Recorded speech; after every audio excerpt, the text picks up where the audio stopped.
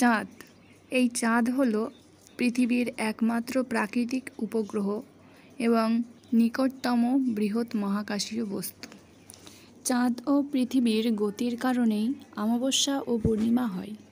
চাঁদ, সূর্য ও পৃথিবী যখন একই সরল রেখায় থাকে এবং চাঁদ ও সূর্য যখন পৃথিবীর একই পাশে থাকে তখন অমাবস্যা হয়।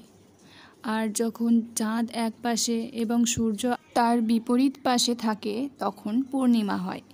অর্থাৎ চাঁদ পৃথিবীর চারিদিকে একটি কক্ষে আবর্তন করছে। যখন চাঁদ আবর্তন করতে করতে পৃথিবী সূর্যের যে পাশে অবস্থিত ঠিক তার উল্টো পাশে অবস্থান করে ফেলে।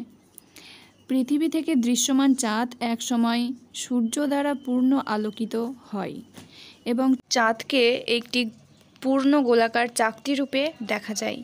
তখনই পূর্ণিমা ঘটে। আর অমাবস্যা যখন চাঁদ আবর্তন করতে করতে পৃথিবী ও সূর্যের মাঝখানে এসে পড়ে তখন চাঁদের যে পিঠে আলোকিত তা দেখা যায় না এবং চাঁদের অন্ধকারের দিকটা আমাদের চোখে পড়ে। তখনই অমাবস্যা ঘটে। আমরা তাহলে অমাবস্যা পূর্ণিমার এই বিষয়টা জানলাম।